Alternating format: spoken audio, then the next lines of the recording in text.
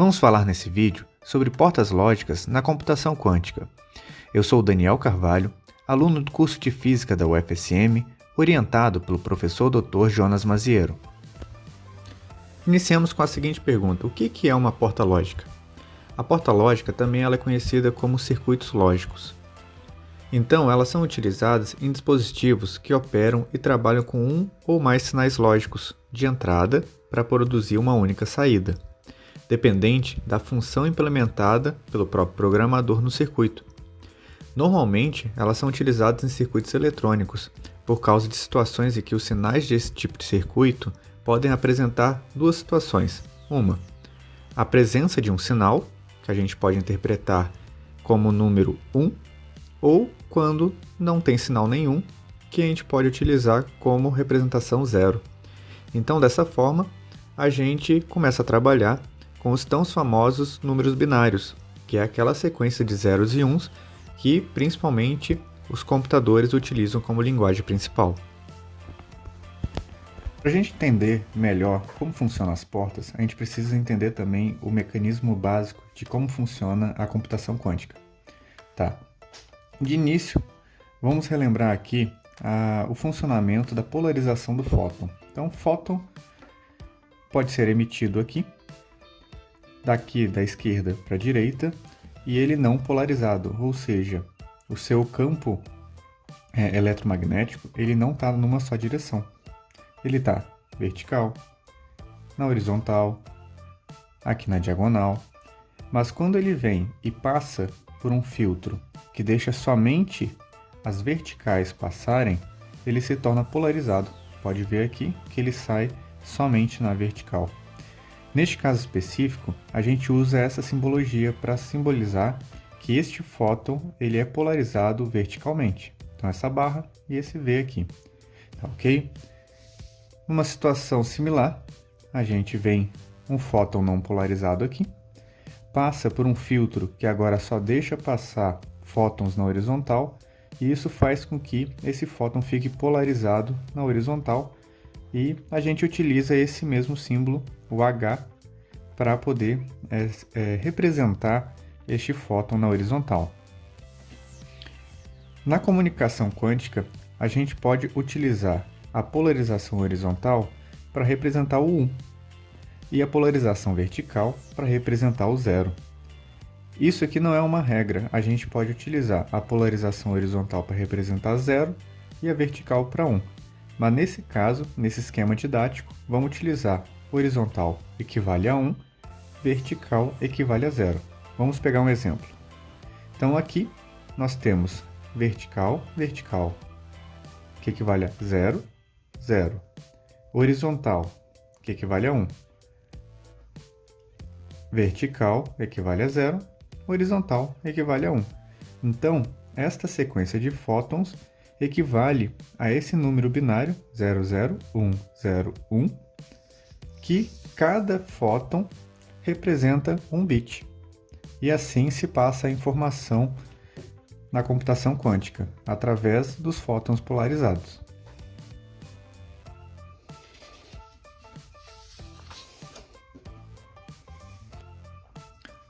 Agora nós vamos começar a ver como a gente representa os vetores e matrizes na computação quântica. O vetor, no geral, sempre vai ter dimensão 1. Então vamos ver como é que a gente representa a polarização horizontal.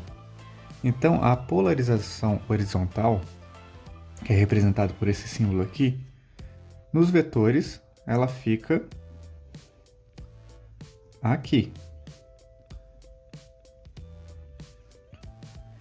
E lembrando que a gente fez uma padronização didática, o horizontal nesse caso equivale a 1. A gente pode representar o 1 desta maneira na matriz, como primeiro o 0 e depois o 1. Como é que a gente pode entender isso aqui, a matriz, nesta representação vetorial? A gente pode entender como este primeiro número, esse dígito, como representação no eixo y. E esse daqui no eixo x. Então, em y é 0, porém, em x é 1. E dessa maneira fica horizontal.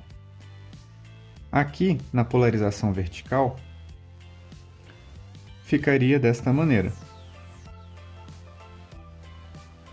Lembrando que esse é um vetor unitário, ele tem 1 de tamanho. Então aqui, podem ver, tamanho 1.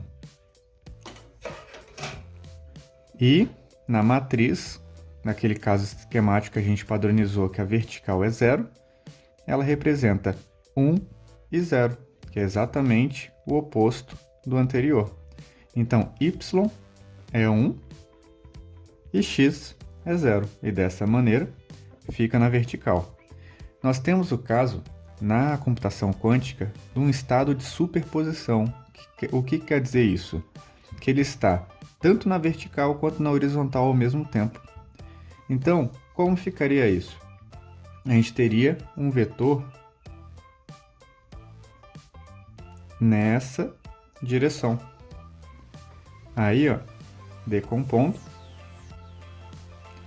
nós teríamos vetor aqui na horizontal e um vetor na vertical.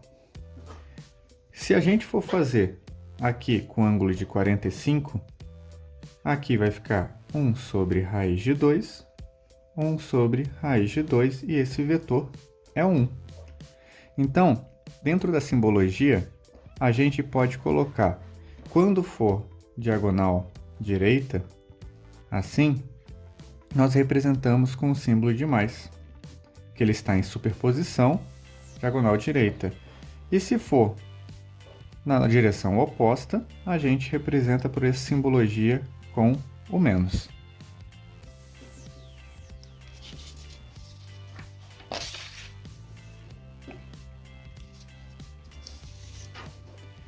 Vamos falar agora da primeira porta que a gente vai trabalhar, a porta Hadamard.